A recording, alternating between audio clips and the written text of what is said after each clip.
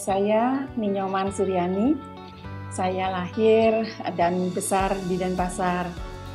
S1 saya tempuh di Fakultas Kedokteran Hewan dan Peternakan Universitas Udayana dan selesai pada tahun 1983.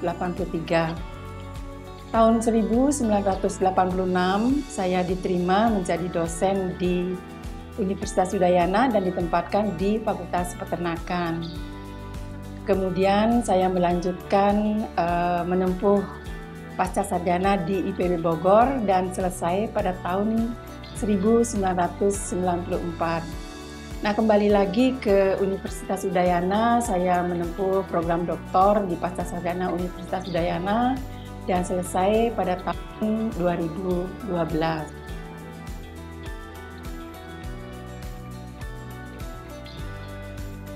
Bidang ilmu yang saya tekuni itu adalah ilmu nutrisi ternak. Nah, pada saat S1 saya melakukan penelitian terkait dengan ilmu nutrisi ternak unggas. Sementara mulai S2 dan S3 itu saya sudah fokus untuk melaksanakan penelitian di bidang ilmu nutrisi ternak ruminansia. Saya tertarik melakukan penelitian tentang sapi Bali. Itu pertama karena sapi Bali merupakan plasma nutfah yang mempunyai potensi yang sangat besar untuk sebagai sapi potong. Jadi menghasilkan daging, penyediaan daging untuk kebutuhan, mensuplai kebutuhan daging nasional. Penelitian ya terkait pengaruh ransum itu terhadap produktivitas sapi Bali. Jadi ransum-ransum yang saya teliti, yang saya buat itu terkait dengan komposisi. Jadi komposisi bahan yang dipakai sebagai penyusun ransum ternak sapi Balinya, kemudian imbangan hijauan dan konsentrat. Karena kita tahu kandungan hijauan, jadi hijauan menempati hampir 80% bahkan sampai 100% dari ransum ternak sapi Bali tersebut. Nah, kemudian formulasi ransum terkait keseimbangan di antara nutrien yang terkandung dalam ransum tersebut. Jadi kemudian yang terakhir itu ada pemberian feed suplemen maupun feed aditif terhadap penampilan atau performance daripada sapi Bali. Nah, hasil-hasil yang saya harapkan dari ransum yang diberikan tersebut itu yang pertama itu adalah tentu meningkatkan kinerja dan efektivitas daripada ransum yang diberikan sehingga bisa meningkatkan kualitas maupun kuantitas daripada sapi Bali. Nah, kemudian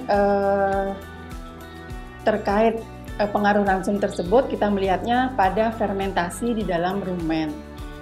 Produk fermentasi rumen itu merupakan nutrisi atau nutrien yang sangat penting bagi hewan inangnya.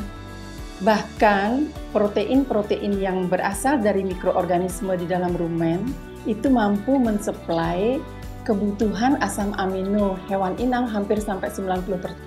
Jadi tinggi sekali suplai nutrien dari mikroorganisme di dalam rumen terhadap kebutuhan hewan inang. Saya juga meneliti pengaruh keseimbangan nutrien. Jadi pengaruh keseimbangan nutrien terhadap kebutuhan mulai sapi Bali itu bunting. Jadi penting sekali memperhatikan kecukupan nutrisi pada sapi bunting karena sapi bunting itu nanti dia akan melahirkan pedet. Kalau nutrisinya tidak tercukupi, maka berat lahir pedet itu tidak akan maksimal.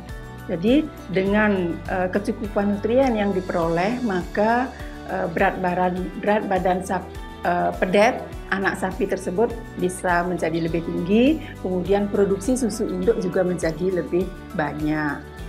Kemudian selain itu, setelah pedet ini lahir, kami juga mengamati berapa sebenarnya kebutuhan nutrien ini pada pedet sedang pertumbuhan.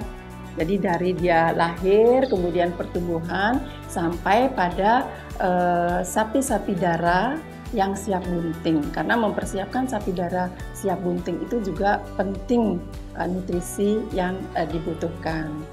Nah, kemudian terhadap sapi jantan penggemukan.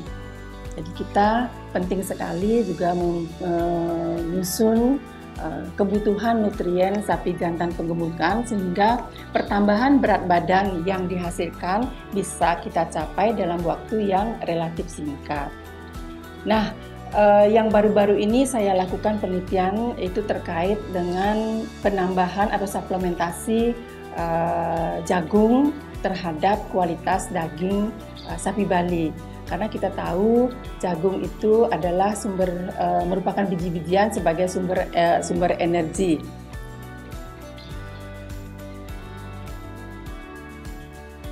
Berdasarkan hasil-hasil penelitian saya terhadap sapi Bali dan beberapa hasil peneliti lain terhadap sapi Bali, itu sapi Bali sebenarnya mempunyai potensi yang sangat besar untuk sebagai andalan pemasok daging untuk kebutuhan nasional itu. Nah, kemudian sapi Bali juga sebenarnya mempunyai banyak keunggulan. Oleh karena itulah sapi Bali berdasarkan populasinya di antara 4 sapi lokal yang ada di Indonesia itu menempati urutan yang teratas. Jadi peternak-peternak itu secara umum lebih menyukai memelihara sapi Bali ketimbangkan sapi lokal yang lainnya karena keunggulan sapi Bali diantaranya itu dia mampu bertahan pada kondisi yang sangat ekstrim. Keunggulan yang lain yang ada pada sapi Bali itu kandungan protein dagingnya yang sangat tinggi, mencapai 21,9 sekian persen ya, bahkan lebih tinggi daripada kandungan daging sapi impor.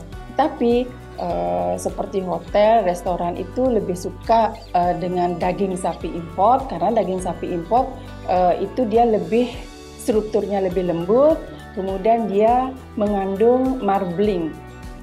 Marblingnya sangat tinggi. Marbling itu adalah kandungan lemak di antara serat-serat dagingnya. Jadi adanya marbling itu menyebabkan daging sapi import itu lebih juicy, ya, lebih berair dan lebih meleleh ketika dikonsumsi. Berbeda halnya dengan daging sapi Bali. Daging sapi Bali walaupun tinggi kandungan proteinnya, tetapi marblingnya hampir tidak ada, bahkan sangat sedikit. Nah, apabila diberikan tambahan atau suplementasi jagung sebagai sumber energi, maka hasilnya mampu meningkatkan kandungan marbling daripada daging sapi Bali tersebut.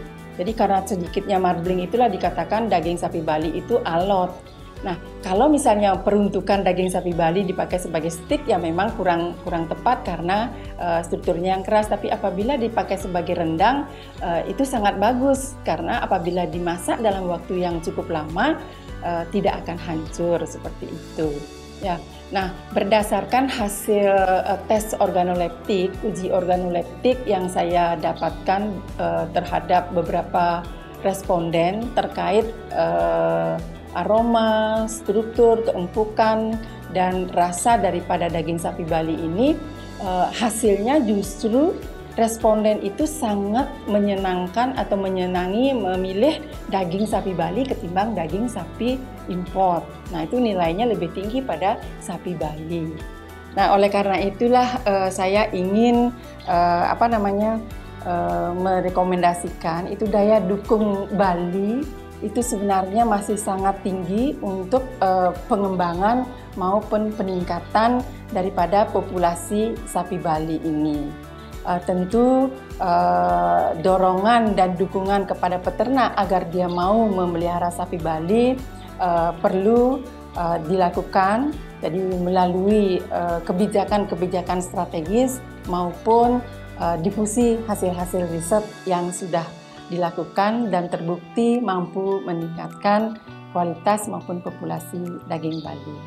Demikian yang bisa saya sampaikan. Terima kasih.